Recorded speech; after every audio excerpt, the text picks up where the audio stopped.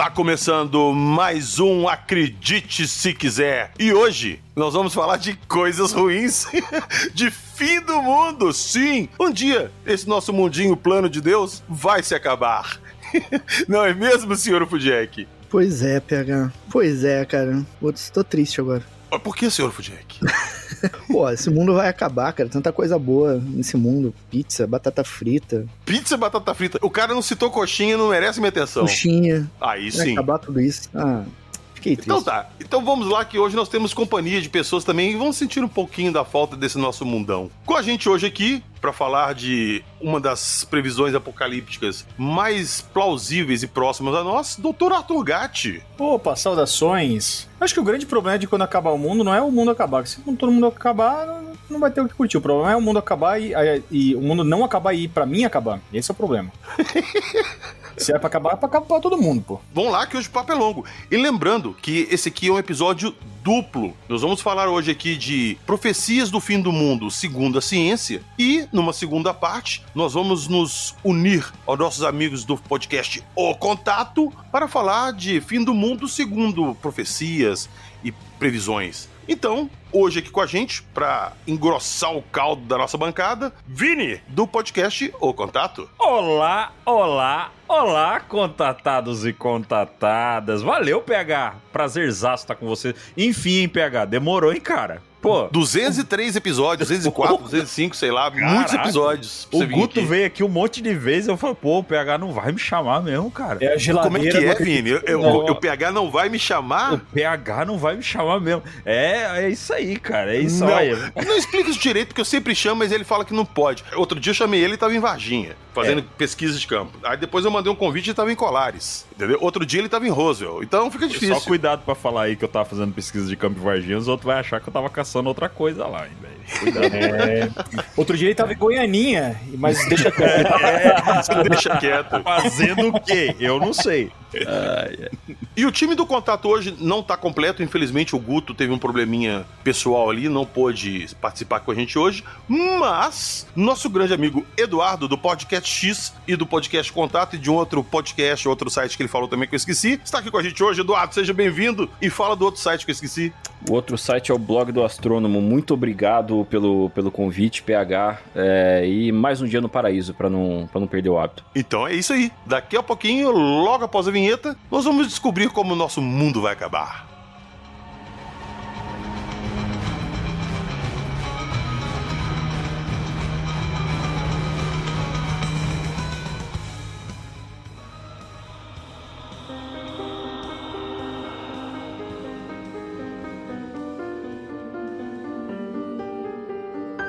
Carrington Event, pandemia, mudanças climáticas, inteligência artificial, claviceps púria.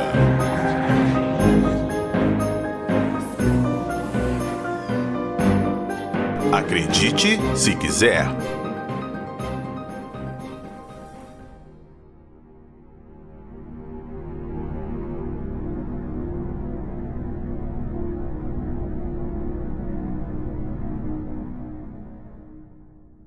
Eu citei no início aí que o Dr. Arthur Gatti está aqui porque um dos maiores medos, acho que de todo mundo ultimamente, principalmente depois da pandemia que a gente teve, é de o mundo acabar novamente por uma pandemia e dessa vez de um vírus mais letal ou de uma doença mais letal e mais facilmente transmissível. Uma coisa que me deixou muito preocupado foi que antes da gravação, a gente aqui conversando e acertando os detalhes, eu perguntei pro Arthur e eu pedi uma resposta bem básica para não dar spoiler desse assunto que eu gostaria de conversar com ele aqui. Mas eu perguntei para ele assim, Arthur, existe a possibilidade do mundo passar por uma pandemia nova, assim, e essa nova pandemia literalmente acabar com o mundo? O Arthur me respondeu o quê, Arthur? Com certeza, a questão é que em breve. Eita! Do jeito que a gente muito gosta. em breve. Isso aí. Mas vamos lá, Arthur. Mas por que você está falando isso? Tem algum indício de alguma coisa nova aparecendo? Isso é uma coisa que está fadada a acontecer independente de ter alguma coisa no horizonte aí já aparecendo? Como é que é isso? Isso é uma coisa que está fadada a acontecer muito antes da pandemia para Covid. Quando a gente estava em 2016, tinha um alerta da Organização Mundial da Saúde sobre uma explosão de casos em vários países de superbactérias superbactérias. Só pra gente conceituar o que é uma superbactéria. Não é uma bactéria mais forte do que as outras ou mais letal do que as outras. Quando a gente utiliza o termo de superbactéria, é uma bactéria que tem uma grande capacidade de escapar da morte causada ou o controle da replicação causada pelos antibióticos que nós temos. Então ela tem uma grande defesa. Essa defesa ela pode se dar por um novo agente, e quando eu falo novo agente pode ser uma bactéria, quando a gente utiliza no caso de antibióticos, ou antivirais, antifúngicos para cada uma dessas espécies, ou então ela escapa da possibilidade de bloqueio da sua replicação. Uma vez que ela consegue replicar e não consegue ser contida, ou ela se torna imortal ou resistente a qualquer um desses agentes, ela vai se tornar uma superbactéria. E quando eu tenho uma superbactéria em um ambiente hospitalar, isso não contamina ou não diz respeito somente àquela unidade, uma enfermaria, uma UTI, um pronto-socorro. Ela diz respeito a toda aquela região a qual o hospital está incluído. Porque uma vez que ela é descoberta, muito provavelmente ela já foi espalhada por outras pessoas, outros trabalhadores ou pacientes que estavam lá, que já levaram para suas casas, que já levaram para o seu ambiente de transporte, ônibus, metrô, enfim, e já está numa disseminação. Na maioria das vezes, essas superbactérias elas morrem durante esse trajeto. Porém, algumas delas vão ficar resistentes. Então, quando eu descubro isso numa unidade hospitalar, a gente já tem espalhado na sociedade. Mas existe alguma coisa atualmente, assim, algum vírus ou uma bactéria que apareceu e que está causando preocupação para os especialistas? Temos sim. Desde aquela época a gente tinha uma grande preocupação com o Staphylo aureus, que é uma bactéria muito comum, faz parte inclusive da nossa flora bacteriana comum da pele, mas que a gente tem Staphylo aureus ou Streptococcus, alguns tipos de Streptococcus, que são multiresistentes ou pluriresistentes no ambiente hospitalar. Quando eu tenho uma contaminação por esse agente, ou seja, um interno, faço uma cultura da minha pele, da minha cavidade oral, região perianal, que faz parte de uma das culturas que são feitas quando você fica por um tempo prolongado num ambiente hospitalar, você tem um isolamento dessas bactérias que fazem parte da nossa pele. Porém, quando eu saio do hospital e eu tenho uma colonização dessas superbactérias, ela já vai trazer uma maior resistência para meu organismo e, consequentemente, ela vai afetar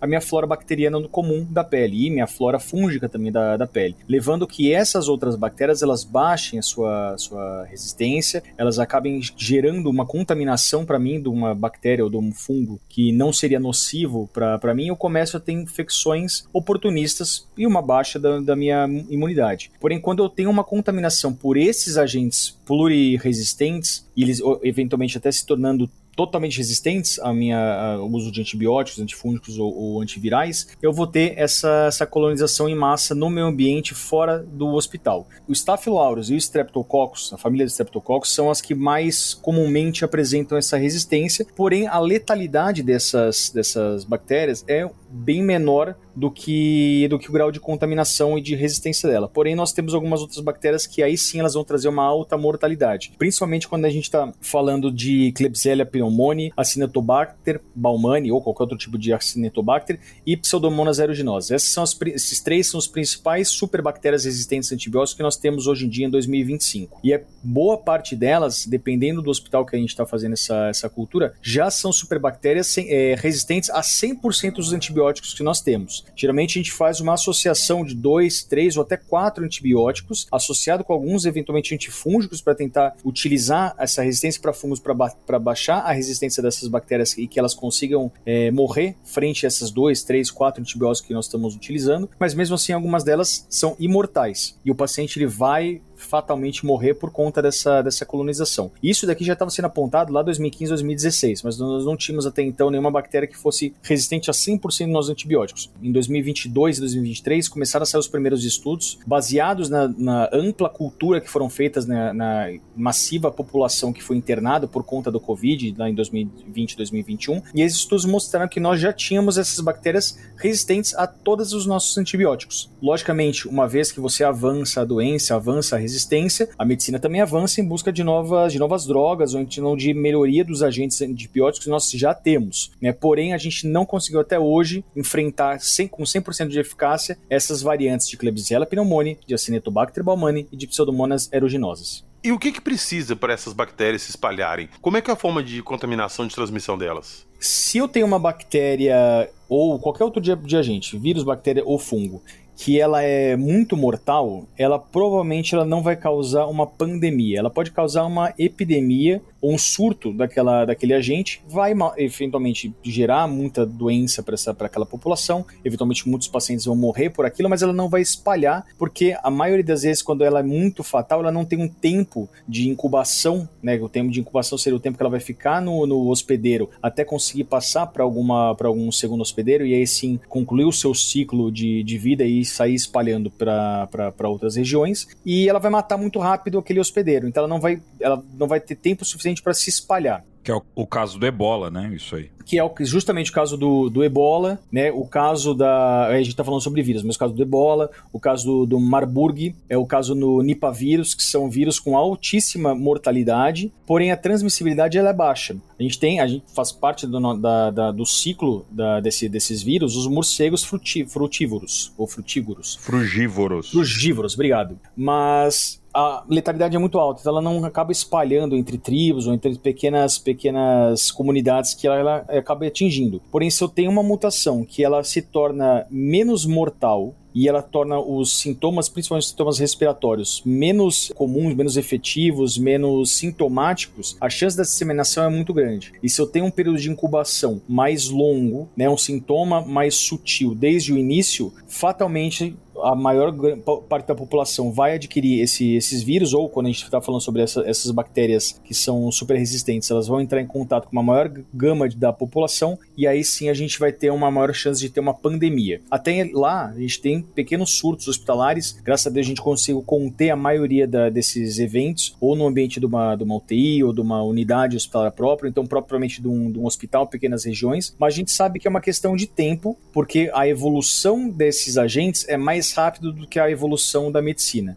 E por que isso acontece? Porque para eu desenvolver uma medicação, eu tenho toda uma gama de passos que eu preciso obrigatoriamente seguir, tanto para a segurança da medicação, a segurança da população, avaliação de efeitos colaterais, avaliação de resposta, e não somente aquele agente, mas resposta aos nossos outros agentes que precisam ficar íntegros, senão a gente descoloniza, e a descolonização do nosso corpo é altamente mortal, altamente fatal, porque eu preciso desses vírus, dessas bactérias, desses fungos, para manter a homeostase do meu organismo. Então, uma vez que eu faço essa modificação, eu posso ter uma pandemia, e uma pandemia muito mais séria do que a gente teve pro Covid. O Covid, ele teve a questão da alta mortalidade, mas era uma doença muito sintomática, tanto que a gente buscava para fazer a coleta da secreção de orofaringe e rinofaringe do primeiro sintoma gripal. E a gente já sabia que entre mais ou menos o terceiro ou quinto dia era o tempo que a gente tinha uma replicação viral maior. Os vírus, eles sempre são disparadamente o agente com uma maior transmissibilidade, uma maior facilidade de transmissão, um período de incubação mais curto, que é uma característica da maioria dos vírus, não todos, mas da maioria dos vírus. Quando a gente fala sobre bactérias, são doenças que vão ficar mais arrastadas na população, ou ela vai matar aquela população, ela vai se tornar sensível aos agentes que a gente tem, então ela fica lá no meio termo de uma gravidade. E quando a gente fala com fungos, e aí sim eu bato na questão dos fungos, essa é a minha real preocupação, porque é a partir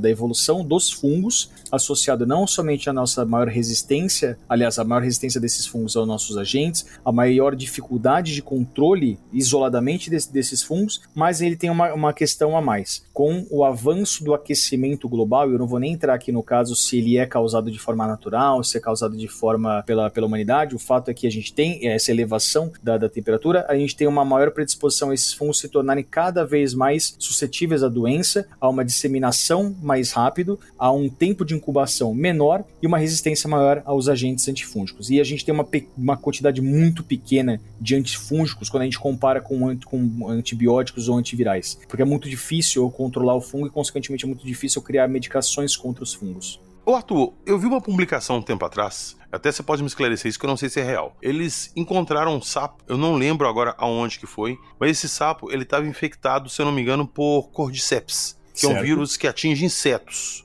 E geralmente esse vírus ele não atinge animais mais, digamos assim, mais sofisticados biologicamente. Geralmente são formas de vida mais simples, como insetos, esse tipo de coisa. Exato. O fato de ter achado esse fungo num sapo significa que esse fungo está evoluindo e ele pode chegar a infectar seres humanos? Eu vou um pouquinho mais longe, igual a série Last of Us, que acho que foi o próprio Cordyceps que evoluiu e fez aquilo na série, né? Sim. O Ophiocordyceps unilateralis, que é o nome completo desse fungo, que a gente vê vídeo por aí da formiga andando sem um pedaço dela, barata andando sem a cabeça, mas com esses vírus crescendo em cima delas, ele vai ter um ciclo muito, muito inteligente, porque ele consegue controlar o sistema nervoso desses insetos, fazendo com que eles subam na região das árvores a parte mais alta possível e espalhe os seus esporos até lá. E aí eu consigo ter um alcance maior e uma replicação maior disso. O interesse maior desse fungo é simplesmente para ele poder alcançar maiores altitudes e ter um espalhamento dos esporos de uma forma mais efetiva e eficaz. Uma vez que eu tenho outros animais que se alimentam desses insetos, eu vou ter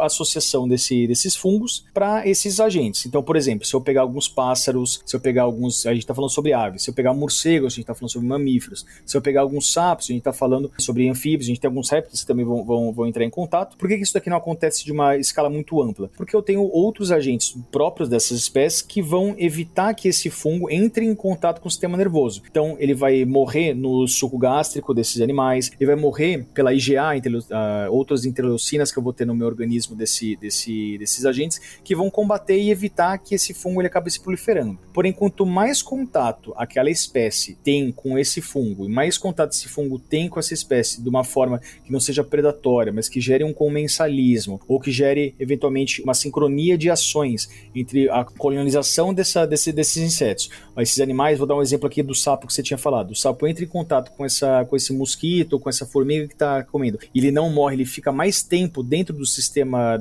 sanguíneo ou do sistema gastrointestinal. Forçosamente, ele consegue atravessar essas primeiras barreiras, a barreira da mucosa, por exemplo, consegue fazer um ciclo parecido com os ciclos que a gente tem em alguns vermes, passando para a região do pulmão, entrando em contato com a corrente sanguínea e, eventualmente, ele consegue chegar no sistema nervoso central desses animais. Atualmente, a gente não tem nenhuma evidência que outras espécies, né, de animais tenham esse contato de uma forma que o comportamento zumbi, que não deixa de ser um comportamento zumbi que esses insetos têm. Porém, existe uma grande possibilidade, por conta do aumento desses fungos nas espécies de insetos, inclusive insetos que não tinham contato até então, que estão entrando em contato hoje em dia, e que possa ter essa contaminação. E eu vou mais além, eu posso até não ter um sapo zumbi, mas eu posso ter uma morte desses sapos. E uma vez que eu tenho a morte massiva de alguns predadores que fazem parte do meio da cadeia alimentar, e eu falo não somente desse fungo, mas a gente tem um outro fungo também, que é o Baracrochytium dendrobates, ou BD, que ele dizima populações de anfíbio, é um fungo específico para anfíbio. Se ele consegue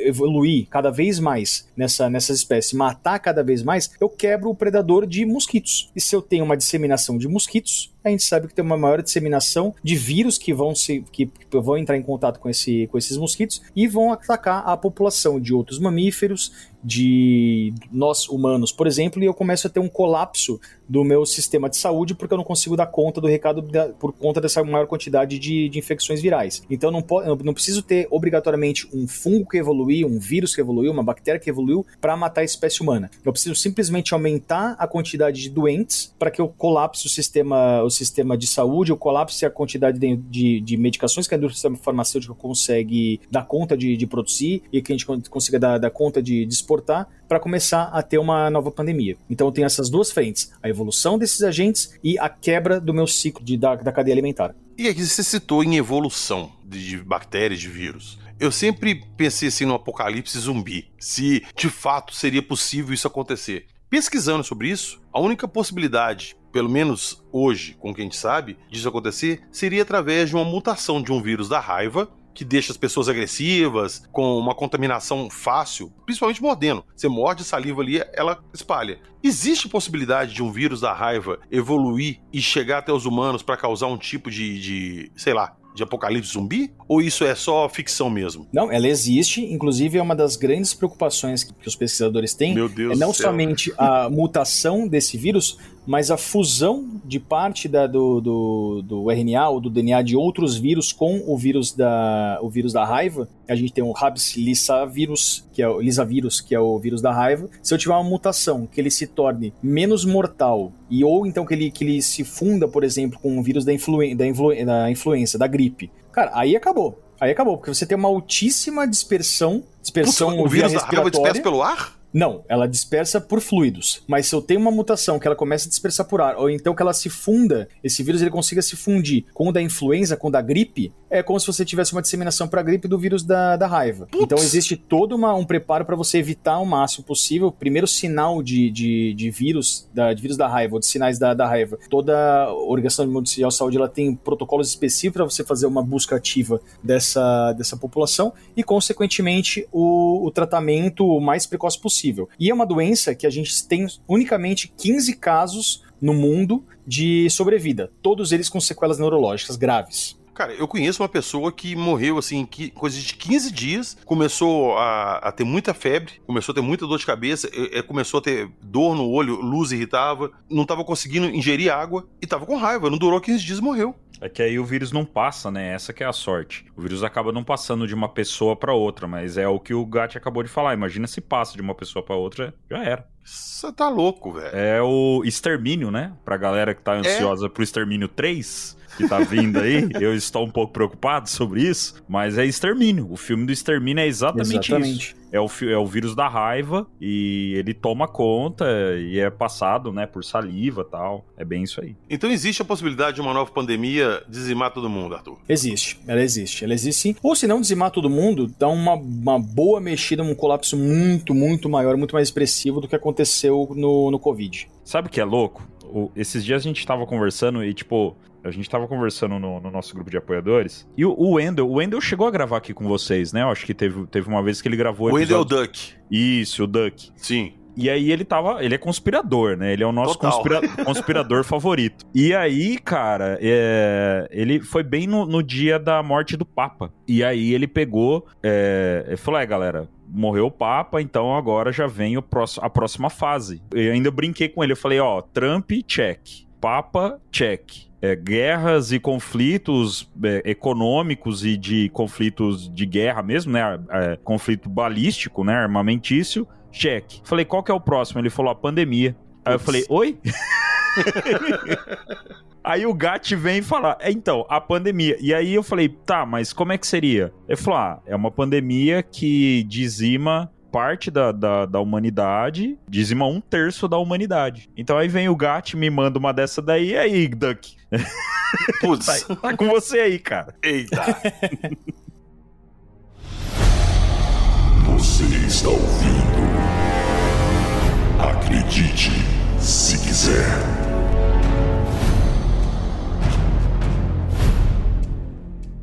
Então vamos lá que nós temos várias formas do nosso mundinho acabar. Eu quero partir para uma também muito perto da gente, muito plausível. Acho que essa aí é a que tá batendo na porta, que é uma terceira guerra mundial, e uma terceira guerra mundial, sei lá, do jeito que a gente tá aqui hoje, nuclear. Ô Vinícius, você chegou a conversar com o Duck sobre isso? Porque... cara, o cenário hoje em dia, com essas tarifações que o Trump tá colocando com a China, e a China retruca, isso por enquanto é uma guerra comercial, mas pra isso escalar e virar uma guerra armada, realmente, não custa nada, né? Cara, eu já sou bem assim, eu já falo que a gente já tá na Terceira Guerra Mundial. Eu também penso assim. Só que ela é velada, né? É uma Terceira Guerra Mundial totalmente velada, que o pessoal não gosta de colocar esse nome. Só uma curiosidade, a gente tá passando aí justamente pelo momento, pela semana, né? Nós estamos gravando na semana em que o Papa faleceu. Vocês estão falando sobre guerras mundiais. Uma curiosidade, em 1939 e em 1914 também papas morreram, tá? Só pra deixar essa curiosidade aí. Só aí pra conspiração aumentar um pouco mais. Calma, que eu sou um pouquinho ignorante pra essas coisas de data. Por que você fez essa analogia com os papas que morreram em 1914 e qual é a outra data? 1939, início das duas grandes guerras. Putz! Só isso, é só isso. Oh, meu Deus mas do só céu. isso. A ignorância é uma benção, eu não precisava saber disso. É só isso. Mas assim, hoje, a gente não tem declarado a Terceira Guerra Mundial. Nós não temos. Só que o fator econômico que a gente está tendo agora, o impacto econômico que o mundo inteiro está sentindo, além de todo o conflito que começa, entre ali, o conflito ali de Israel, junto com na Palestina, Hamas e tudo mais, e ainda você tem a Ucrânia e Rússia, que tava tudo caminhando bem para esses conflitos meio que pararem ou ter um cessar-fogo ali por um tempo, e não tá degringolando essa história.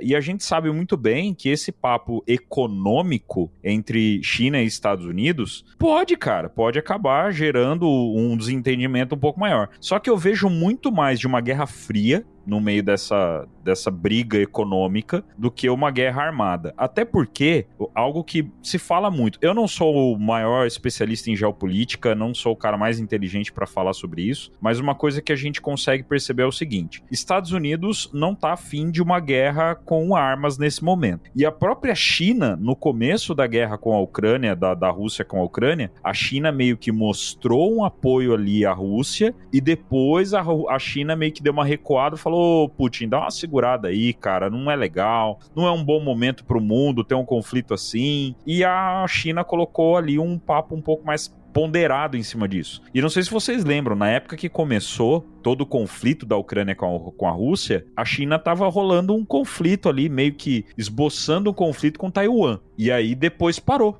também todo essa coisa. Continuou rolando os testes e leva navio próximo do lugar. No meio de tudo isso a gente teve ali os balões espiões, né, que alguns dizem que eram só balões espiões, outros dizem que são OVNIs. Enfim, são várias situações que pode escalar, sim. Acho que a gente nunca teve num momento nos últimos 20, 30 anos aí tão próximo de uma terceira guerra. Nem em época de George Bush com Osama Bin Laden, né, e Al-Qaeda, a gente teve tão próximo de uma terceira guerra mundial que nem a gente tá agora. Mas eu vou ser bem sincero, posso estar muito errado, o ouvinte pode discordar veemente de mim, mas eu acho que não acontece. Eu acho que os países estão um pouco mais comedidos aí, vão ficar nessa de bomba, porque já todo mundo ameaçou que tem bomba nuclear, mas apertar o botão vermelho ali e falar: não, olha aqui o que eu tenho pra você. Eles não querem, porque não é vantajoso, não é bom, é ruim, vai ser ruim pra todo mundo. Então, eu sei lá, eu acho que não vai rolar, não. A não ser que você consiga produzir uma doença e você tenha já a cura dela. Exato, aí é um pouco uma coisa mais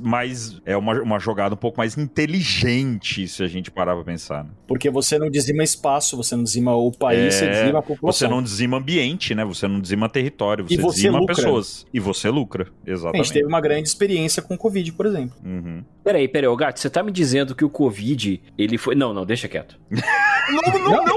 Não, a gente já teve... tirou as palavras da minha boca. Eu ia perguntar isso pro... Não, peraí, calma. Eu ia perguntar isso pro agora. Não, China não, galera, China não. Estou dizendo que o Covid ele foi criado como uma arma biológica. Mas você pode ter um escape de qualquer laboratório de alta segurança, que mesmo que você não faça de forma pensada, você tem uma grande experiência social rolando. E a gente teve uma grande experiência social rolando. Eu não vou falar que se foi deliberado ou não. Isso não cabe ao Arthur falar. Mas que você teve uma grande experiência social sobre um país que tinha essa noção da origem, a forma que foi velada essa origem, a forma que a mídia acabou ocultando e depois a gente acabou descobrindo. Foi simplesmente vazado as grandes origens do Covid e como foi feito todo o avanço, e um avanço recorde da criação da vacina. Não vou me ater aqui à questão da vacina em si, mas que a gente teve um massivo trabalho multicêntrico de uma forma que nunca teve um avanço tão rápido na criação de uma vacina na história da humanidade. Então você teve sim uma grande experiência social acontecendo que pode servir para motivos escusos futuramente criar alguma coisa semelhante, mas aí sim com um pensamento bélico. Só para contexto aqui, caso o ouvinte não saiba, recentemente a Casa Branca, leia-se governo Trump, publicou numa página especial do Poder Executivo lá, né, da Casa Branca, no caso, uma página ali com informações a respeito das origens do vírus do SARS-CoV-2, né, que causa a Covid-19, causou a pandemia, onde eles responsabilizam aquele laboratório em Wuhan pela liberação desse vírus. Não dizem que foi intencional, mas dizem que veio de lá, e aí esse é o resultado de uma investigação longa e tal, e eles detalham tudo isso lá. Com base nisso, recentemente, foi agora também na semana em que a gente tá gravando, eu acho que foi o estado do Missouri, ou do Minnesota, deixa eu dar uma olhada aqui, Missouri, eles responsabilizaram o governo chinês numa ação ali de não sei quantos milhões de dólares pelos prejuízos que tiveram de insumos médicos durante a pandemia, porque foi demonstrado que o governo chinês já no mês de setembro setembro, tinha informações a respeito dessa doença que estava ocorrendo na região de Wuhan, não falou nada para ninguém, foram esperar virar o ano, janeiro, fevereiro, em março eles começaram a falar disso. Então, e enquanto isso, eles compraram, o governo chinês comprou máscara, luva, tudo mais que era produzido lá mesmo, mas seria exportado para vários outros países, especialmente Estados Unidos. Esses países não conseguiram comprar isso, até porque ficou mais caro, e justamente na hora que eles precisavam, eles não tinham. Mas na China existiam estoques estranhamente maiores do que o normal desses itens. Então, e o estado do Missouri conseguiu ganhar isso nos Estados Unidos, ganhou a revelia, porque não houve representação, não houve participação de um representante do governo chinês na audiência, mas ainda existem meios para que isso seja... para que eles recorram, digamos assim, né? E aí, como existem várias empresas estatais chinesas que têm propriedades nos Estados Unidos, por exemplo, esses milhões de dólares aí podem ser pagos por meio da tomada dessas terras, por exemplo, ou de bens que eles tenham lá, enfim. Mas isso aí tá correndo aí. Ô Arthur, eu ia até te perguntar isso. Justamente disso que a gente conversou aqui agora, que o Eduardo acabou de falar, que a possibilidade do vírus da Covid ter sido uma arma biológica criada no laboratório e acidentalmente, vamos colocar assim, saiu de controle. Sim. Vamos supor que isso aconteça. Você falou que a criação da vacina foi muito rápida. E se de repente acontece uma nova pandemia e uma nova vacina é criada e as mortes que vão acontecer sejam decorrentes não do vírus, da doença em si, mas da vacina criada que não teve tempo de ser testada. Existe essa possibilidade? Existe. Se você não tem tempo suficiente para você testar efeito colateral, qualquer medicação ela pode ser fatal. Lembrando que toda medicação ela tem o nome de droga. E todas as drogas, elas vão, a depender da quantidade e da dosagem ou uso contínuo dela, ela vai te matar. A gente tá falando desde se eu pegar alguma medicação com plutônio, que eu tô utilizando qualquer outro meio, até uma simples dipirona. Você pode morrer por isso se você tiver qualquer outra causa. Se você fizer superdosagem, se você tomar associado com outras medicações, se você não tiver um estudo para isso, você pode ter fatalmente uma morte causada por isso. Vacinas, até que a gente tem uma evolução não tô falando da questão do Covid, mas outras vacinas para outras doenças, a gente teve vários testes e evoluções porque parte dela causava uma alta mortalidade. A gente acabou descobrindo que vacinas para vírus vivos, por exemplo, da febre amarela, ela pode causar febre amarela em determinado grupo de pessoas, então não é para qualquer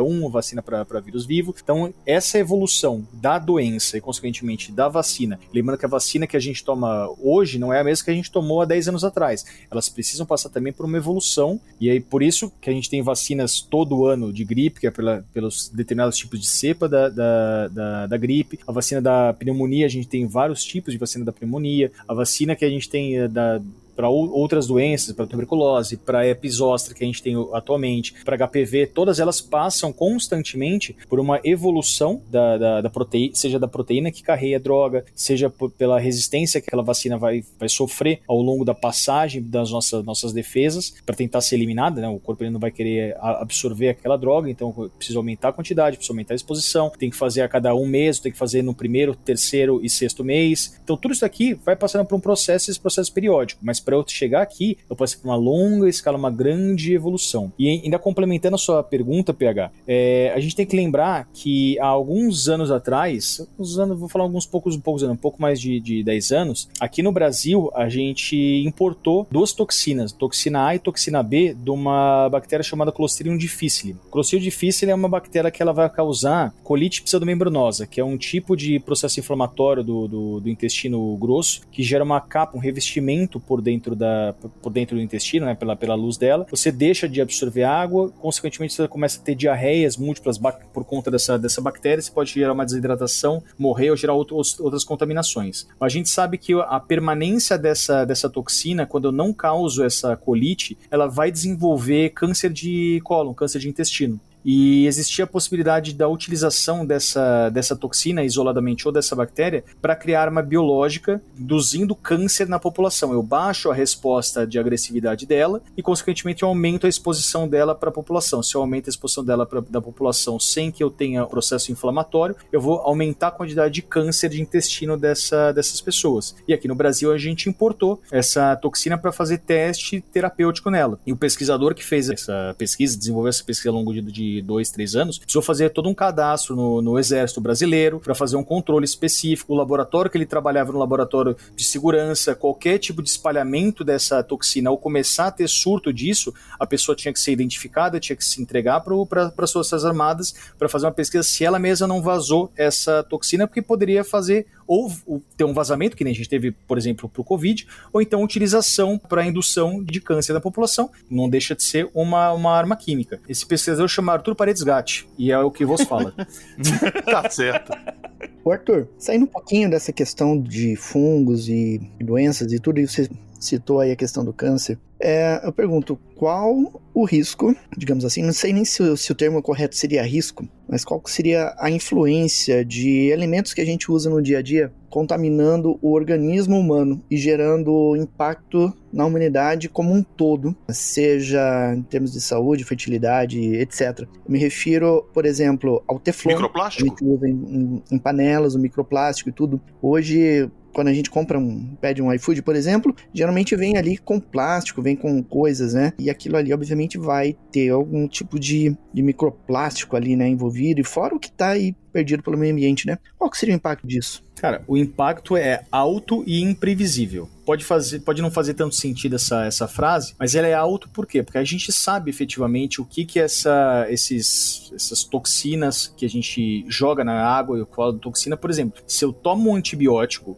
e faço meu cocô, faço meu xixi, esse antibiótico, parte dele está indo para o esgoto, que está contaminando a água, que depois, quando eu faço o processo da limpeza, ele não elimina esse antibiótico. Então, quando eu tomo minha água do filtro, ela foi filtrada, ela foi tratada pelo sistema de tratamento daquele país, porém, parte daquele antibiótico, parte daquelas toxinas, elas estão entrando em contato comigo. Então, esse ciclo aqui, Você ele tá gera uma sério? resistência. Sim. A gente não tem capacidade de fazer essa limpeza de determinados antibióticos Novo antivirais. medo desbloqueado. Então, toda vez que eu tô tomando minha aguinha que tá pura, limpinha, tá? Eu tô ingerindo parte disso. E essa parte disso, ela vai estar influenciando automaticamente a minha flora bacteriana intestinal, minha flora da pele, e quando eu precisar tomar algum antibiótico, ele vai ter essa resistência. Então ele vai ter menos efeito, ou um efeito não pensado para aquela medicação que foi criada, ou outras interações medicamentosas, ao longo do passar dos anos. É pequeno esse impacto, mas a gente não tem nenhum estudo falando qual que é o real impacto no nosso dia a dia, na mortalidade, resistência das bactérias e tudo mais. Microplástico, a mesma coisa. Atualmente a gente está fazendo essas pesquisas achando no cérebro de cadáveres microplástico, em cérebro de alguns animais que são feitos pro abate,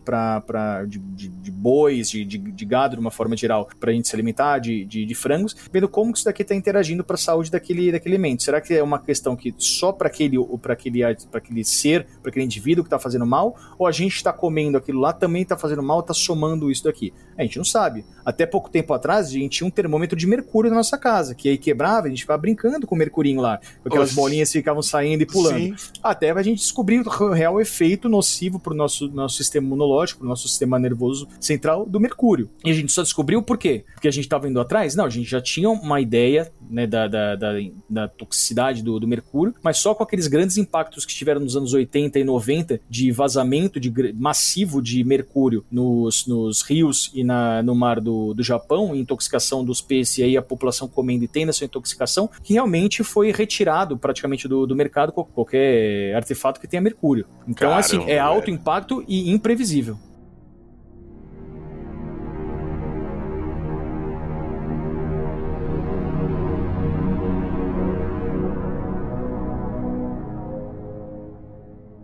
Falando ainda em coisas naturais, em pandemias, tem se falado muito ultimamente de mudanças climáticas e desastres naturais. A gente está tendo aí muitos terremotos acontecendo. Inclusive, eu estava vendo uma matéria esses dias para trás que a gente está chegando ali num ponto que placas tectônicas muito grandes estão se acomodando ali. Então a gente está num período de muita atividade de terremotos. Existe não vou nem falar uma profecia, existe uma previsão que mais hora, menos hora vai acontecer o Big One, que é um terremoto que se imagina que pode atingir ali a Califórnia e os Estados Unidos, e com magnitude de 7.8 ou 8 na escala Richter, e vai acabar ali com a Califórnia inteira, com Los Angeles, São Francisco e San Diego. Isso pode acontecer em outros lugares do mundo também. O que vocês acham disso? Você acha que um terremoto em escala global, grandes terremotos em várias cidades ao mesmo tempo, pode meio que não dizimar a humanidade, mas reduzir muito a população mundial? Vai, Eduardo. Essa daí é sua, velho. Nossa, os caras já jogam tudo. Bom, reduzir muito a população mundial, eu não diria isso, porque não pelo terremoto em si, primeiro pela distribuição da população, né? A gente tem uma parcela considerável vivendo no interior, realmente nas regiões mais centrais até de algumas das principais placas tectônicas, e onde esses tremores acontecem com uma dificuldade muito maior. Realmente é muito mais frequente perto de falhas, embora o tectonismo em si não seja a única fonte de terremotos, né? Então, às vezes, por prospecção de petróleo, por exemplo, quando uma Petrobras ou uma outra empresa vai lá e tira petróleo de alguma reserva que exista em alguma camada ali, seja no mar ou seja em terra firme, às vezes eles injetam gás ali, em alguns casos podem injetar água também, enfim, e aí tudo aquilo ali precisa se reacomodar e às vezes existe uma espécie de deslizamento, assim, tem geólogo me ouvindo agora, deve estar querendo me bater, mas algumas dessas regiões, elas desabam ali dentro, e aí você pode ter um tremor naquela região. É um terremoto, né? Mas é muito local e é muito pequeno. Não é comparado ao terremoto tradicionalmente como a gente conhece, que é causado por tectonismo. Outra coisa interessante é que o planeta Terra é o único que nós conhecemos que de fato apresenta tectonismo. Inclusive hoje existe uma hipótese que está ganhando força que diz que as placas tectônicas da Terra se formaram justamente no evento que formou a Lua, e nenhum outro corpo do sistema solar tem esse sistema tectônico como nós temos na Terra. Todas as outras crostas de corpos do sistema solar, como da própria Lua, dos outros planetas, enfim, são uma peça única, digamos assim. Você não tem placas que se encaixam na superfície e deslizam sobre um manto. Mas ainda assim, esses outros corpos também têm tremores, como a Lua e Marte têm, seja por fenômenos do próprio astro ou então de impactos que ele receba de outros astros. Mas aí eu acabei divergindo um pouco. Eu acho que a maior parte das mortes que aconteceriam nesse fim do mundo por terremotos seria nas semanas e meses seguintes por conta dos problemas que nós teríamos em decorrência do que aconteceu no dia do terremoto. Então, se você apaga uma cidade como essas cidades dessas regiões da Califórnia, que algumas delas fornecem serviços de internet, por exemplo, né, de gerenciamento de serviços de internet que são essenciais para o funcionamento da comunicação entre as pessoas, pelo menos da forma mais comum como é feita hoje através da internet, talvez alguma central governamental, alguma coisa assim, aí você pode ter alguns problemas. Mas aí a gente entra num cenário de fim do mundo progressivo, né? Você pode ter o espalhamento de doenças em algumas regiões por conta do acúmulo de cadáveres, você pode ter problemas de incêndios florestais, por exemplo, que sejam causados por conta de vazamentos de gás ou outra coisa que aconteça ao longo de um desse terremoto. Enfim, você tem consequências do terremoto em si, e essas consequências vão atrapalhar a vida de um número muito maior de pessoas do que o número de vítimas diretas do terremoto. Então é como a morte dos dinossauros. A extinção dos dinossauros não foi caiu o meteoro, naquele dia a maior parte morreu. Não, foi um processo que levou muito tempo. Então houve a cobertura da atmosfera da Terra por detritos por mais de um ano, e aí todos os herbívoros não tinham mais de onde se alimentar, porque as plantas morreram, e aí os animais que comiam os herbívoros não tinham como se alimentar, doenças se espalharam e por aí vai, e assim foi o processo de extinção dos dinossauros. Eu acho que nesse cenário do fim do mundo do terremoto seria mais ou menos isso. Teria sim um terremoto grande, mas ele não aconteceria, o fim do mundo não seria repentino, seria arrastado. Agora, para morrer uma boa parte da população, basta que a placa euroasiática e a indiana, que são placas convergentes, e a gente sabe que placas convergentes são as que mais têm atividade tectônica, elas entrem em uma atividade bem pronunciada, porque aí você tem uma grande população concentrada nesse eixo, né, entre a placa indiana e a placa euroasiática. A gente está falando a separação entre a Índia e a China, onde a gente tem uma maior quantidade de pessoas concentradas por metro quadrado. E olha só, eu vou levantar uma bola aqui, uma polêmica, pra mim. Eu não posso passar batido no episódio sem eu falar alguma polêmica aqui pra mim tomar xingamento depois nos comentários. Mas você já falou, cara. Você já falou. China já foi. Você acha que falar da China você não vai tomar xingo? A gente tomou xingo 2 semanas por causa do episódio da China. Você pode esperar que você vai tomar xingo sim, entendeu? Essa polêmica que eu vou levantar aqui é maior, porque essa aqui vai dar discussão. Pra mim, é minha opinião, tá? É o que eu penso. Eu quero a opinião de vocês pra ver se o que eu vou falar faz algum sentido. na história do planeta Terra, tivemos várias mudanças climáticas. A gente teve várias eras do gelo, teve eras de seca, desertos que já foram mares, viraram desertos hoje por causa de mudanças climáticas e tudo mais. O planeta passa por mudanças climáticas e é um processo natural do planeta, do sistema do planeta mesmo. Aí muito se fala que o homem está interferindo nas mudanças climáticas, poluindo, fazendo efeito estufa e tal, e isso está gravando e a gente vai acabar se ferrando por causa de nossas atitudes no planeta. Mudanças climáticas, aquecimento global, derretimento de geleiras, aumento de nível do mar, eventos climáticos extremos, com chuva, furacão, terremotos. Vocês acham que a mão do homem está influenciando nisso? Ou isso são eventos naturais que o planeta passa periodicamente? As duas coisas que você falou, elas são verdadeiras. A história da humanidade, ela não interfere para a história da natureza de uma forma direta, porque a gente vai ter esses eventos. Agora, a aceleração, né, a diminuição do tempo entre esses eventos, a aceleração desses efeitos em relação à natureza, elas têm, e isso é mensurável. A gente pega, por exemplo, a quantidade de CO2 que foi produzido desde da Revolução Industrial para cá, ela foi muito maior, muito mais pronunciada do que tinha anteriormente. Então, a gente falar que a culpa é do homem, isso é uma afirmação errática. Agora, se a gente falar que a aceleração desse processo e a diminuição do intervalo entre esses eventos tem a relação da mão do homem, negar isso daqui é negar os fatos. É que o problema é que quem defende a maioria das pessoas acaba politizando esses eventos para defender timinho A e timinho B. Mas quando a gente está falando com pessoas que têm 2 neurônios a mais do que essas pessoas, a gente consegue encontrar essas duas verdades. É assim, ó. Quando a gente fala de clima, como o Gatti falou, falar de clima e você começa a entrar nessa questão de politização, porque é o interesse de cada um. Querendo ou não, para o progresso hoje, para boa parte do progresso hoje, o progresso muito do progresso, ele não é a favor do planeta. Isso da sustentabilidade. Isso é claro, isso é óbvio. Se a pessoa não concordar com isso, cara, então você não tá vendo as coisas que estão acontecendo. É simples, faz uma experiência simples. Sai da rua asfaltada e vai para uma área verde. Você vai ter a percepção clara da diferença de temperatura de qualquer coisa. Ah, mas isso faz parte. Então, isso não faz parte do planeta que foi criado. O planeta, a natureza, ela não conta com essas alterações que o ser humano causa. Ela não conta com isso. O planeta ele vai se moldando ao que a gente vai fazendo, né?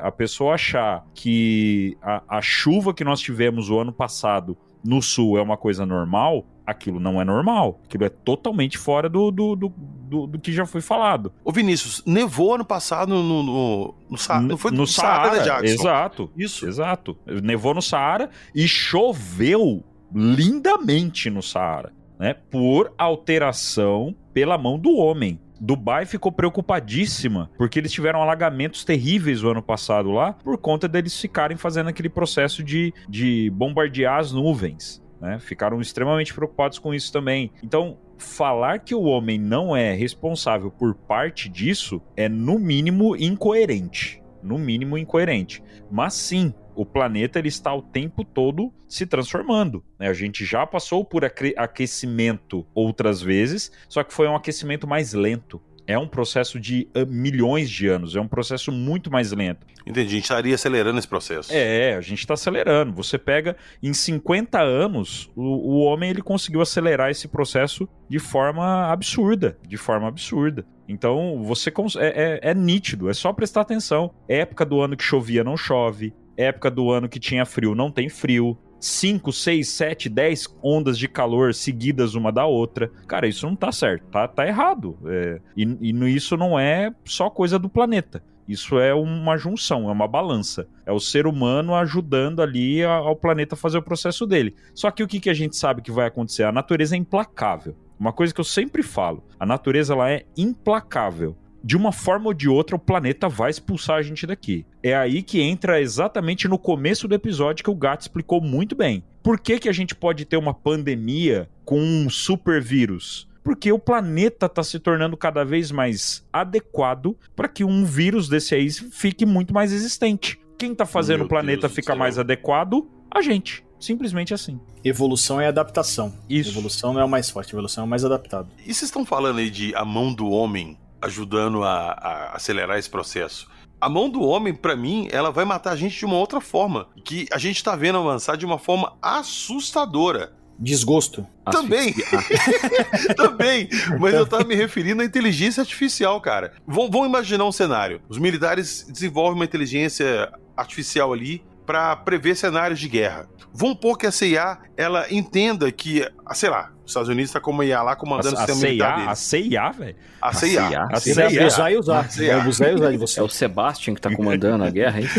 Os Estados Unidos está com uma inteligência artificial que controla o poderio militar deles. E isso aí encara que, sei lá, a Rússia tem que ser eliminada para eles poderem se dar bem nesse cenário. E eles perdem o controle disso e não conseguem frear isso mais. É um cenário possível. Sim.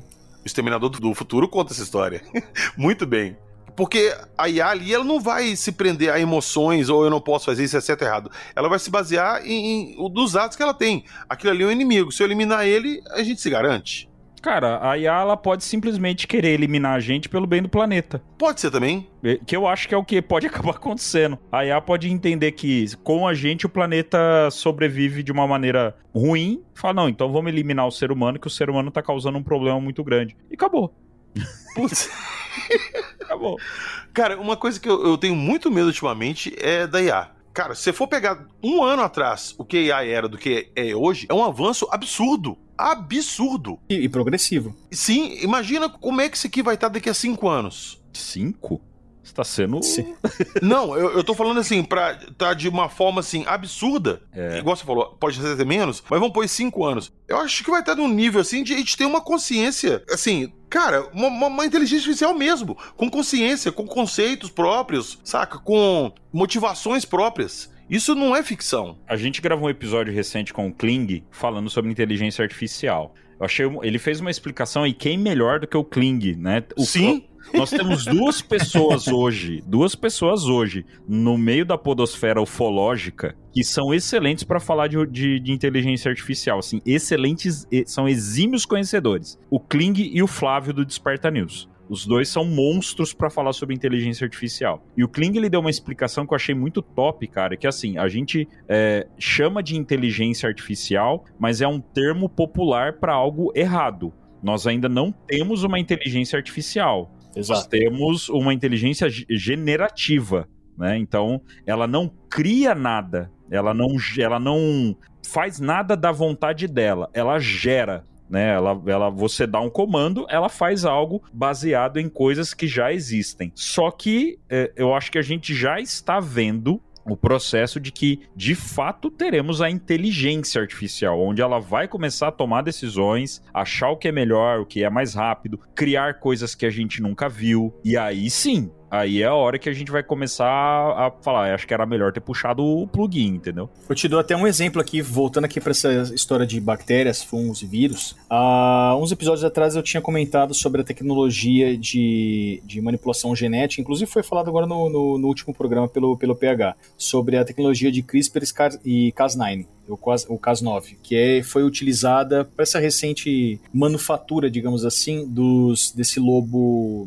Como é que é o nome do lobo? O lobo terrível. Lobo terrível, lobo terrível. Que foi através da tecnologia de CRISPR-Cas9, que é uma tecnologia que eu já tinha falado anteriormente, que ele utiliza nada mais do que uma tesoura, né, proteica. Eu recorto parte da fita do RNA, eu coloco a informação que eu quero no lugar, vai formar uma proteína nova e aquela espécie ela vai começar a produzir algo que ela não produzia antes. Que o termo, né, falar dessa forma parece uma coisa rudimentar e realmente se a gente olhar isso daqui em relação à genética, ela é muito rudimentar, muito fácil de ser feito. Inclusive você consegue comprar kits na internet para fazer na sua casa esse CRISPR-Cas9. Ela é barata, uma tecnologia barata, porque ela não é uma tecnologia nova, só que cabe a gente saber em que lugar que eu vou recortar, como vai ter interação da fita, da informação que eu quero colocar no DNA desse ser, e como aquela proteína ela vai interagir com as outras proteínas que estão sendo formadas. Essa é a grande questão quando eu falo de engenharia genética.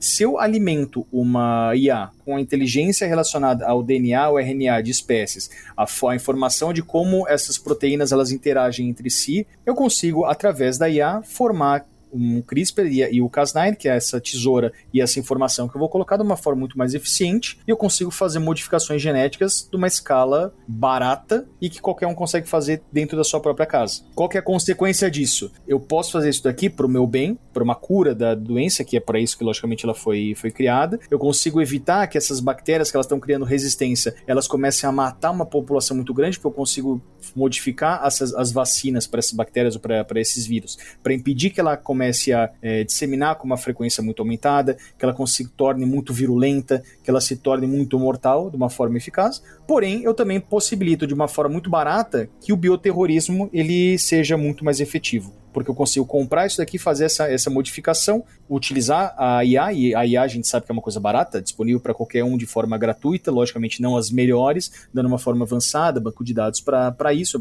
preciso ter, mas você consegue chegar que não precisa de 5 anos para isso daqui acontecer. Então eu consigo fazer essa modificação de vírus e bactérias através dessa tecnologia que está no nosso alcance de uma forma barata, pro bem ou pro mal. Atenção, terroristas. Olha aí, ó. Faz meu curso, né? Pelo amor de Deus, cara.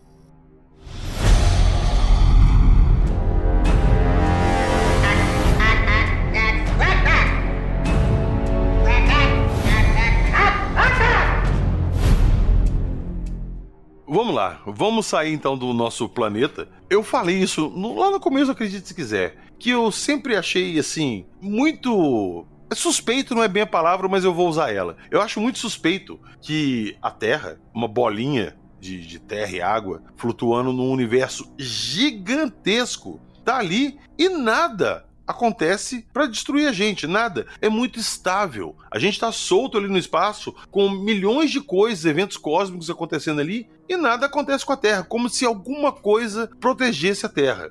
Eu sempre pensei isso. Mas existem possibilidades cósmicas aí da Terra ser destruída. Que a Terra vai acabar, que ela vai ser destruída, isso é fato. Isso é fato. Um dia o Sol vai... Me corrija se eu estiver errado, tá? O Sol vai começar a se expandir, ele vai se retrair, vai virar uma supernova, e esse processo vai destruir o nosso sistema solar inteiro. Nessa expansão do Sol, ele come tudo, depois ele vira uma supernova e não sobrou mais nada. Sim.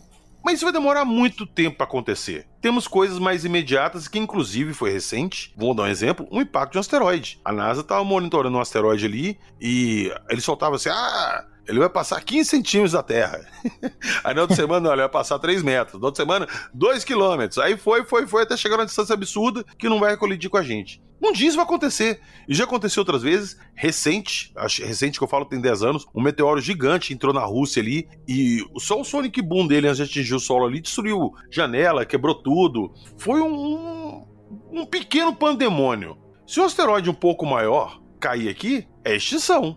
E isso é uma possibilidade que pode acontecer qualquer hora. Sim, e pelo nível de monitorização que a gente tem para corpos celestes que podem se chocar, ele é extremamente parco. Ele é muito parco. Sim. A gente não tem noção do que acontece, a não ser que isso daqui já esteja quase na nossa cara, né? De uma forma que seja inviável da gente utilizar meios que a gente tem, e são bem poucos, e de forma desunida, porque isso daí está falando sobre tecnologia avançada de países que não se conversam, para tentar evitar que esse impacto realmente ocorra. Então a gente não tem uma defesa, a gente não tem uma união global para esse tipo de defesa. No meu ponto de vista, principalmente agora, com os ânimos mais alterados desses principais países, a gente não vai ter isso daqui tão próximo. Então é torcer para que a gente consiga se resolver entre a gente antes que isso daqui aconteça. Outra coisa que tá acontecendo, isso também é coisa recente. Vocês repararam que a gente tá falando de fim de mundo, a gente tá sempre citando que é recentemente? Isso me dá um certo medo.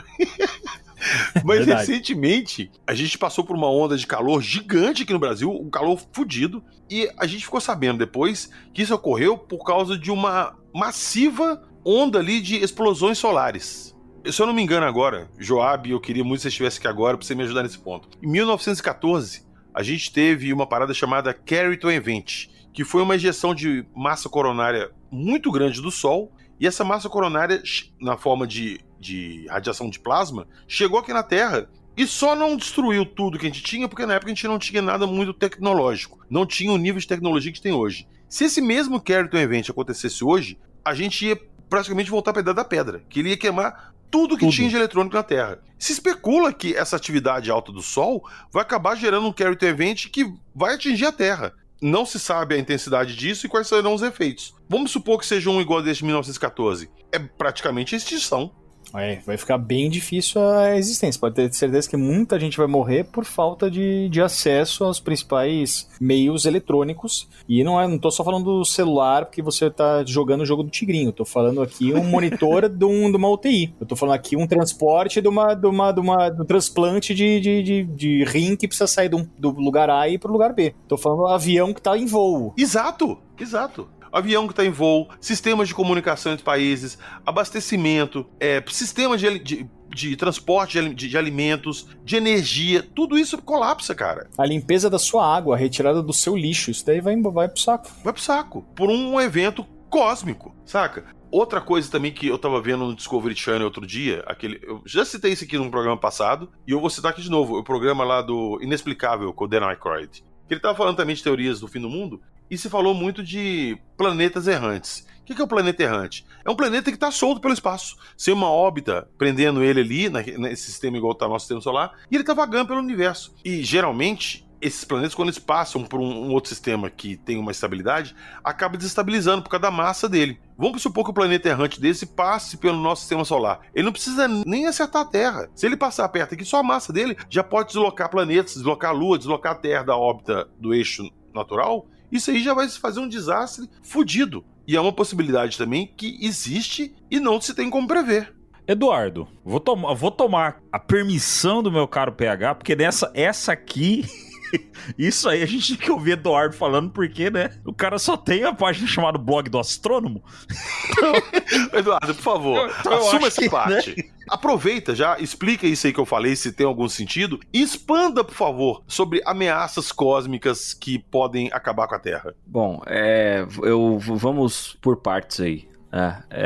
Você tinha comentado que a nossa permanência na Terra parece muito estável, nunca acontece nada. Para a maior parte das pessoas isso provavelmente é verdade, porque pelo tempo de vida que nós temos, um ser humano vive menos de um século, geralmente. Então, eu acho que aqueles que vivem mais de um século já são sacanagem, mas realmente, estatisticamente, parece que não acontece nada importante, né? Mas a gente também tinha falado que 1000 anos antes o clima era ligeiramente diferente, e que 1 milhão de anos antes o clima era ainda mais diferente, que 10 milhões de anos antes era mais diferente. Então, a longo prazo, existem sim mudanças, isso só de clima, sem falar de outros eventos que acontecem, como você falou do evento de Carrington, ou então de impactos com asteroides e cometas, e enfim. Então, na verdade, é realmente uma questão de antropocentrismo, né? Da gente colocar a nossa perspectiva no centro aí e achar realmente que tudo isso é estável e tal, quando na verdade não é assim. Então, a longo prazo, a gente tem o fato de que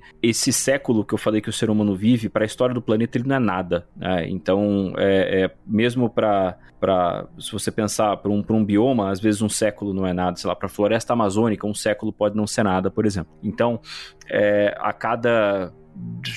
vamos pensar aí 100 anos, cada século, né? Você tem aí algo semelhante ao que aconteceu em Chelyabinsk, que foi aquilo que você tinha falado que aconteceu na Rússia em 2012, se não me engano. Acho que foi 2012 mesmo.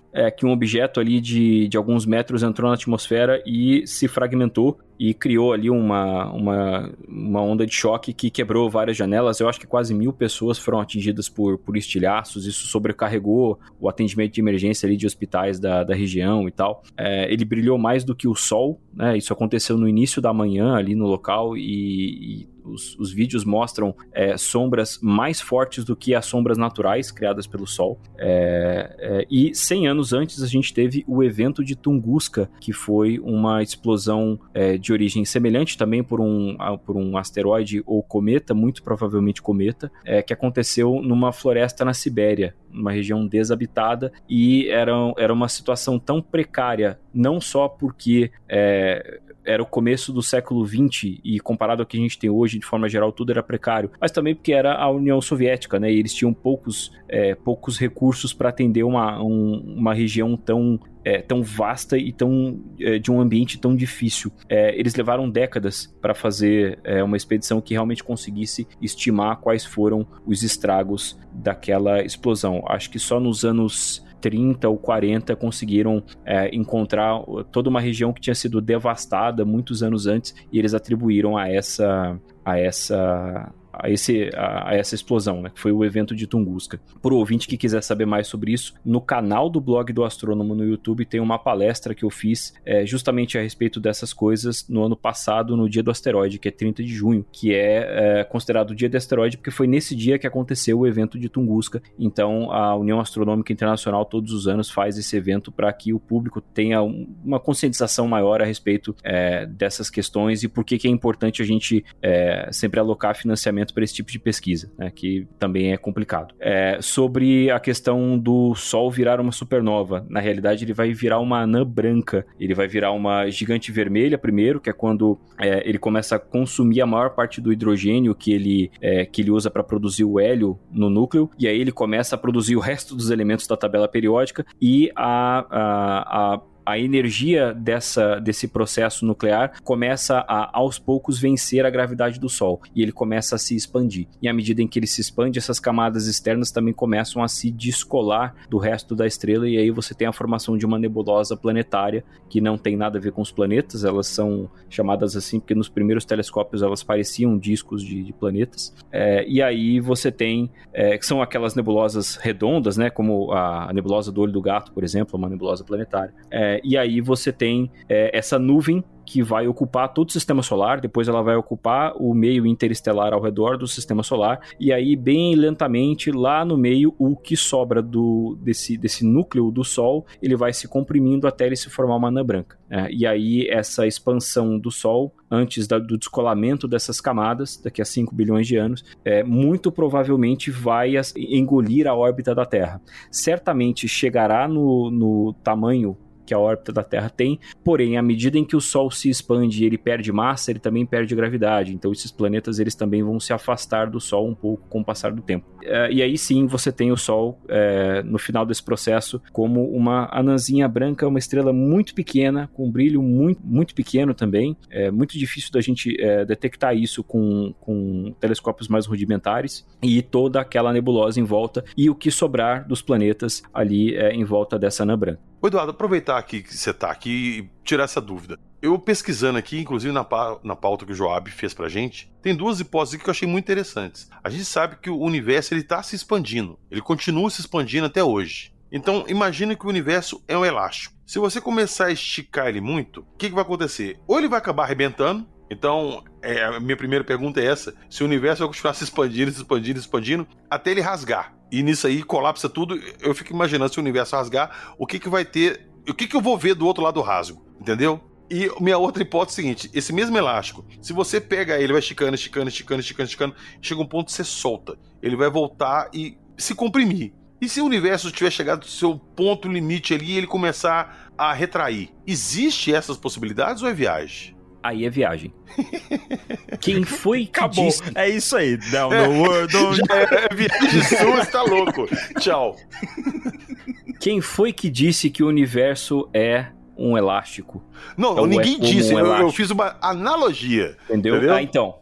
Mas assim, essa analogia aí, ela esbarra em alguns pontos. Primeiro, o elástico realmente, você pensa no objeto elástico, né? Você puxa ele até certo ponto ali, chega uma hora que a própria resistência dele não aguenta, ele arrebenta. Ou então você solta e ele volta. Primeiro, a gente não tem nenhuma indicação de que a força que estica o elástico do universo, digamos assim, ela vai começar a parar. E aí você teria alguma coisa que poderia fazer o universo voltar, por exemplo. O que poderia fazer o universo voltar? Bom, massa implica gravidade, né? Então, já que existem coisas, né, e elas têm massa, existe gravidade no universo. Então, eu imagino que em algum momento, essa força que puxa a expansão do universo, se ela ficar menor do que a força da gravidade das coisas que estão dentro dele, a gravidade vai começar a ganhar, e aí o universo pode voltar, né? Ao invés de se expandir, ele pode se contrair.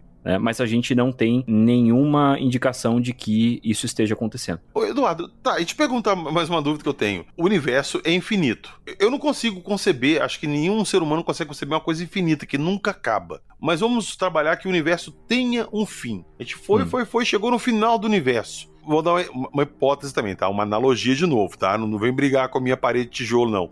Porque tem uma parede de tijolo lá no final do universo. Tem um restaurante, na verdade. Pode ser um restaurante no final do universo boa. também. Boa Eu ia referência. falar que era uma muralha de gelo, mas... Pô.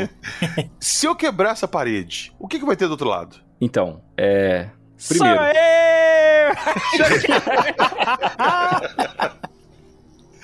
Ai, vamos lá. Cara, isso é tipo da pergunta infinita, porque você quebrou essa parede. O que tem do outro lado? Aí eu vou andando, até chegar no final desse também e vou quebrar.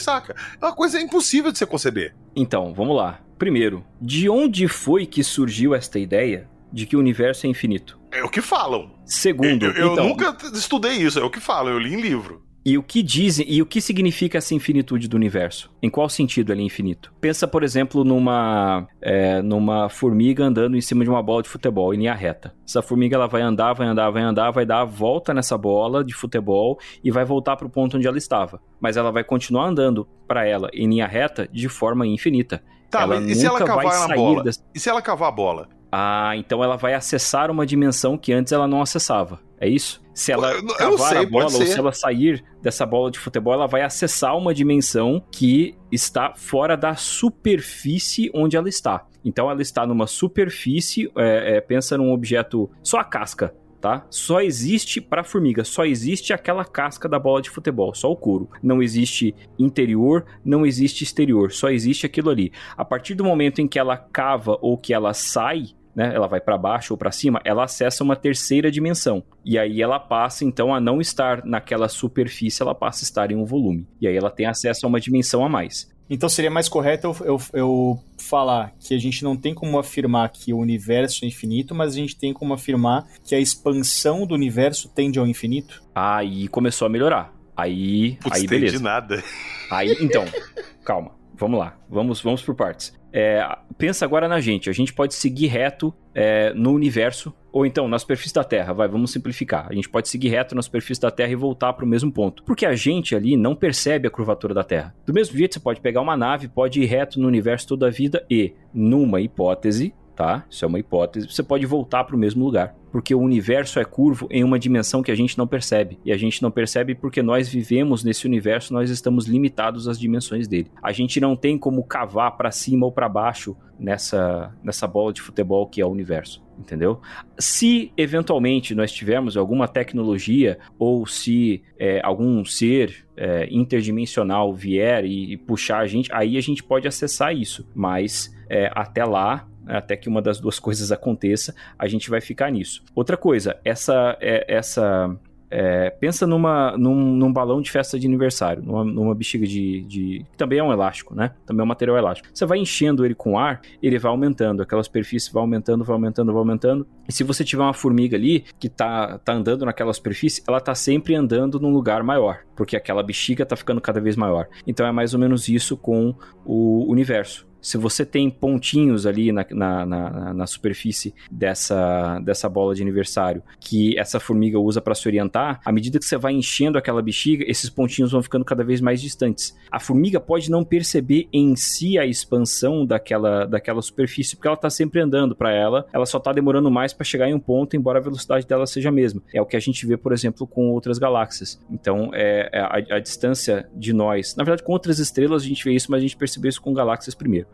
A gente percebe que quanto mais distantes esses objetos estão, maior é a aceleração deles. Tanto que talvez, posso estar enganado, mas eu acho que a maior unidade de medida que existe é justamente essa, é uma das medidas que cosmólogos usam para grandes distâncias, em que mesmo milhões de anos-luz já não fazem sentido.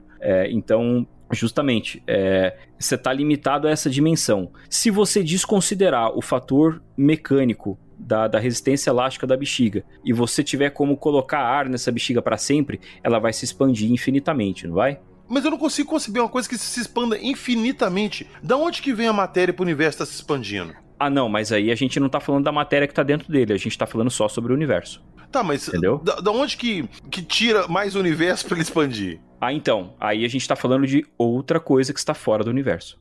O ar que você está assoprando no balão, ele não estava no balão antes, ele está sendo soprado ali. Mas esse ar está vindo de algum lugar? Da onde? Fora do balão. De fora do balão. Ok. Fora do balão é aonde? É isso que eu quero saber. Então, aí essa é uma das maiores perguntas da ciência. O que é que existe fora do domínio dessas dimensões do universo? Entendi. Existem pessoas que falam que a energia escura, que é justamente essa, que é o motor por trás dessa força de expansão do universo, que é uma energia que é intrínseca ao universo, tá? Não existe o nada simplesmente, tá? Se você tiver ali um volume qualquer do universo em que não exista nenhum átomo, nada disso, tá? Você vai ter partículas, você pode ter ali partículas virtuais, teóricas, que aparecem, desaparecem espontaneamente, mas eu vou pular essa parte. Existe ainda uma energia ali, tá? Que é intrínseca ao universo. Não tem como não ter nenhuma energia ali. E essa é a energia escura que é o motor de expansão do universo. Existe uma possibilidade de que essa quantidade de energia tenha sido diferente no passado. E aí, se ela foi diferente no passado, isso muda muito as coisas pra gente. Porque pensa só, a gente foi capaz de determinar toda essa história de expansão do universo porque a gente vê as outras galáxias se afastando de nós. A gente tem como determinar que elas estão se afastando. A gente vê as outras estrelas se afastando, certo? Agora, vai chegar um ponto na história do universo, isso vai ser daqui a dezenas de trilhões de anos. A Terra já vai ter ido pro saco, o Sol já vai ter ido pro saco, Via Láctea vai ter ido pro saco, vai ter tudo isso acabado. Mas, vamos supor que exista ainda alguma forma de inteligência nesse universo. Eles não serão capazes de enxergar as outras galáxias, porque elas vão ter se afastado tanto que não vai dar tempo da luz dessas galáxias chegar até eles. Ô, Eduardo, você vai ter que voltar aqui depois no outro episódio, senão nós vamos ficar aqui 2 horas e eu não vou entender nada. É Você já isso tá aí, convidado. alcançado. É isso aí, PH. Você conheceu Eduardo Oliveira, cara. É isso aí. Você tá convidado aqui pra voltar. Mas aqui, antes de eu pular pro último tópico do nosso episódio de hoje, mais uma dúvida. Você concorda com a hipótese do Big Bang? Que o Big Bang foi uma grande explosão que originou o universo? Você concorda com isso? Bom, vamos por partes. Big Bang não foi uma grande explosão, por uma questão conceitual. Uma explosão acontece em um ponto específico do espaço. Big Bang aconteceu no universo inteiro, porque todo o universo era Meu Deus do céu. reduzido a a dimensão toda do universo tendia ao infinitesimal. Mas foi um processo que aconteceu em todo o universo. Então a gente também, mesmo conceitualmente, não poderia falar que isso foi uma explosão. Agora, você concorda? Porra, eu não tenho que concordar nem discordar. Todas as evidências que a gente tem apontam pra isso. Tá, mas eu perguntei isso se você acreditava na hipótese do Big Bang, justamente pra mim fazer essa pergunta agora. Se o Big Bang aconteceu, o que tinha antes do Big Bang? O Big Bang tava num lugar branco, sem nada, vazio? Esse vazio era infinito também? Aí é uma das outras grandes perguntas. Pô, mas é cheio de grande pergunta. Entendeu? Agora, o negócio é o seguinte, também não faz sentido você perguntar o que existia antes, porque a própria dimensão que nós entendemos como tempo foi criada nesse evento que nós chamamos de Big Bang. Mas alguma coisa tinha que ter antes.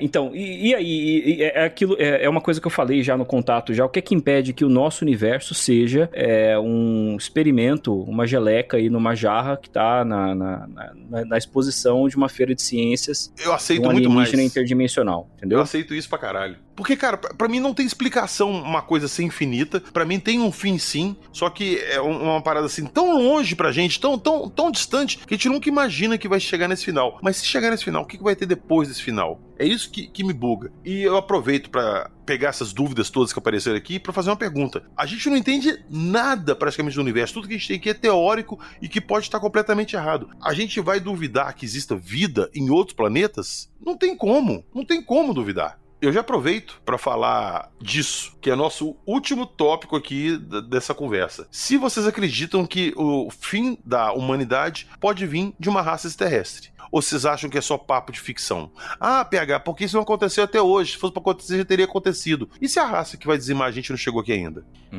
Olha, de tudo isso que a gente falou aqui, cara, ser dizimado por uma raça extraterrestre eu acho que é o menor dos nossos problemas. O problema é ser dizimado pela raça terrestre, né? A raça terrestre pensa assim, ó, uma raça extraterrestre, ela já chegaria, fazia o trabalho dela e acabou o rolê, entendeu? E tá tudo bem, tá tudo tranquilo agora, chegou a nave, pá. O meu sonho por muito tempo era Independence Day, sabe? Independence Day 2 ainda, que é aquela nave gigantesca, colossal, metade do planeta, fazendo um estrago imenso. E acabou. Vai durar ali 3 dias de guerra, não vai ter nem guerra e acabou a brincadeira. Agora, pandemia, apocalipse zumbi, não é legal. Mas, cara, uma invasão alienígena também não é legal, não. Eu não descarto essa hipótese. Eu sempre falo isso aqui, que a gente tem que tomar como exemplo a humanidade, que é o que a gente tem de referência. Historicamente, todas as vezes que uma civilização mais avançada teve contato com uma outra mais atrasada, deu merda pra mais atrasada. Sempre deu merda. Índio, Sim. né? Indígenas do Sim. mundo inteiro é o exemplo que a gente tem. E, pô, se uma civilização mais avançada vier aqui, eles vão encarar a gente como os a seres exterminados. Ah, é aquele pessoalzinho que tá ali incomodando onde eu quero, sei lá, explorar minério de ferro, tirar ouro, não sei. É um exemplo, sacou? Aí eu acho que, especificamente para minerais, eu acho que a Terra não seria tão atraente assim. Eu concordo, porque isso tem abundância pelo universo, mas é um exemplo que eu dei. Se o que interessa pra eles estiver aqui, a gente é só um obstáculo. É uma formiga que tá ali no seu doce que você quer comer. Ô PH, qual que é a única coisa que a gente sabe que é única da Terra? A gente... A gente. Vida. Até, por enquanto, né? Por enquanto. Sim, mas assim, a vida como a gente conhece, vamos colocar assim. A única coisa que a Terra tem em relação ao resto do universo é a vida como a gente conhece. É quando a gente falou sobre escala Kardashev com uma ouvinte apoiadora nossa, a Raíza. Ela até perguntou se os alienígenas não poderiam vir atrás de água, porque a Terra tem muita água na superfície e tal. Na verdade, várias luas de Júpiter e Saturno têm muito mais água do que a Terra. E não teriam seres humanos como... não teriam seres humanos como empecilho, né? Mas, agora, eu acho que daria pra rolar um fim do mundo. Olha que legal, eu acho que daria pra rolar um fim do mundo misturando tudo isso daí. Especialmente a teoria a hipótese aí do vírus. Porque se essa civilização extraterrestre é tão avançada assim, eles não vão chegar aqui e travar um combate corpo a corpo. Não vão, sabe, não vai ser tropas estelares. Não precisa disso. Libera um vírus. E já era.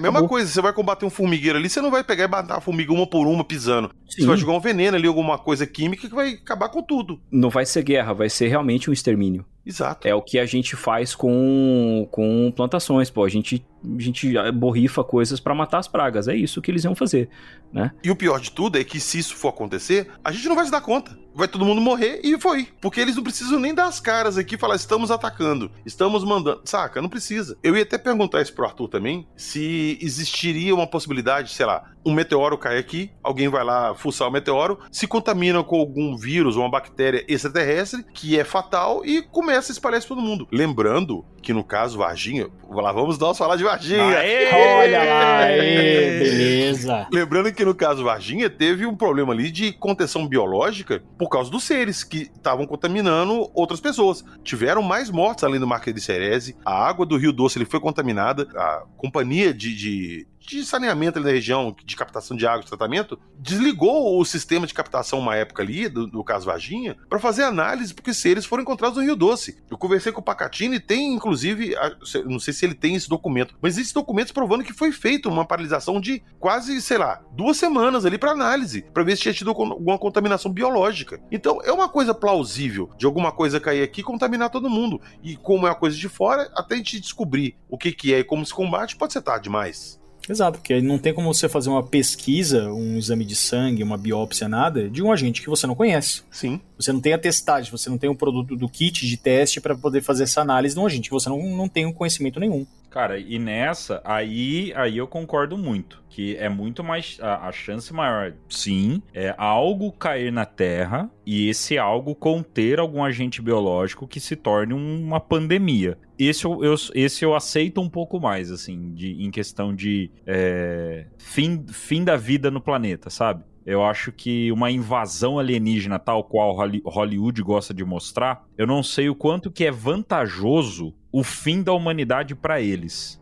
Não sei o quanto vantajoso é. Agora, uma bactéria, e isso eu acho que é bem provável, bem provável. Não deixa de ser uma invasão alienígena, ainda que a nível microscópico, não deixa de ser uma invasão alienígena. Exatamente. Você está ouvindo... Acredite, se quiser.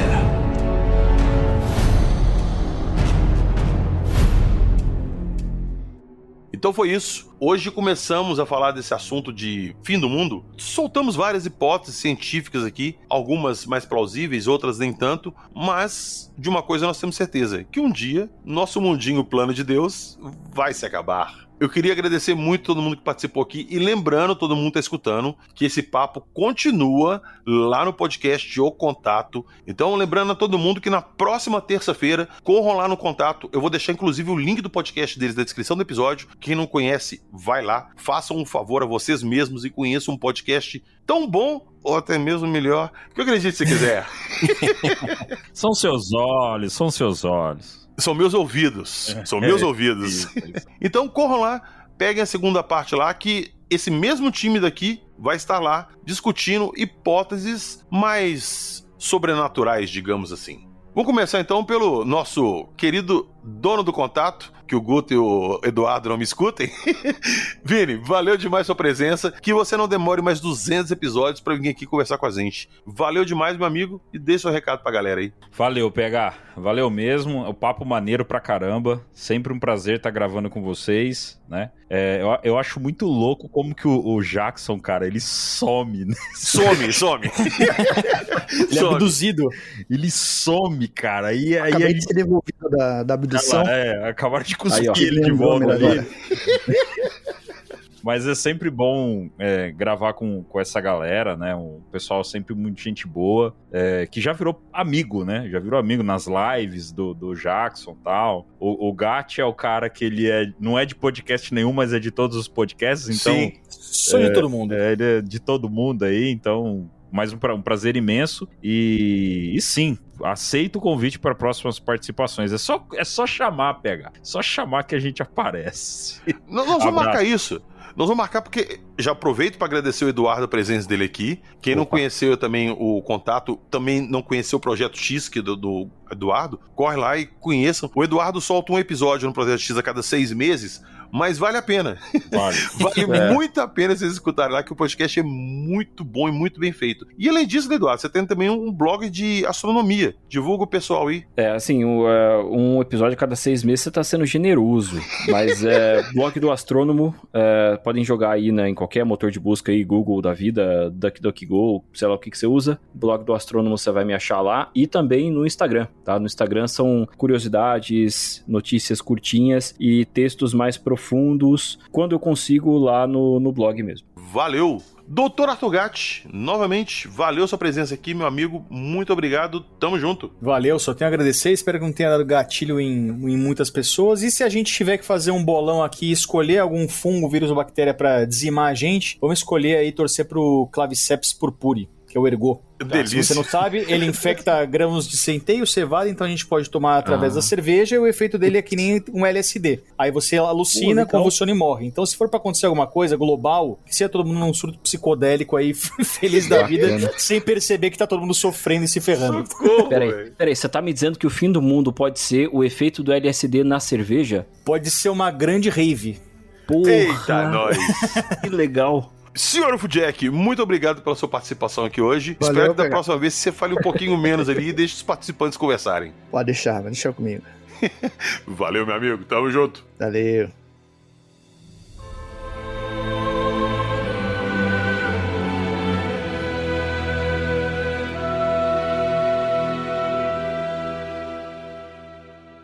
Como sempre, eu vou deixar na descrição do episódio para vocês o que nós falamos aqui hoje. Eu vou deixar o link do blog do astrônomo do Eduardo para vocês darem uma conferida. Vou deixar o link do podcast, o contato. E vou também fazer um convite para vocês para acessarem nosso site. Sim, acredite se quiser podcast.com.br. Lá é um site que nós criamos para reunir tudo que a gente gosta, então vai estar integrando o nosso Apoia-se. Entrem lá no nosso site, antigamente eu pedi para vocês entrarem no Apoia-se, entrem lá no nosso site agora que tem o mesmo sistema do Apoia-se, a diferença é que agora a gente não paga nossa porcentagem pro Apoia-se e ajuda mais o podcast. Lá tem nossa loja também, tem a nossa loja de camisas que é skinwalker.com.br, skinwalker com Y, que são camisas com a nossa temática aqui do podcast. Mas na loja do nosso site, vocês vão encontrar action figures de tipologia extraterrestre, de seres extraterrestres, de personagens de filmes, tem muita coisa lá, livros, então tem bastante coisa lá. Acessem acredite se quiser podcast.com.br e confiram as novidades que tem lá. Valeu, nos vemos na próxima terça-feira, lá no podcast O Contato, expandindo esse conceito de fim do mundo para paradas mais místicas e sobrenaturais. E nunca se esqueçam que aqui e lá também nós só contamos as histórias. Acredite se quiser.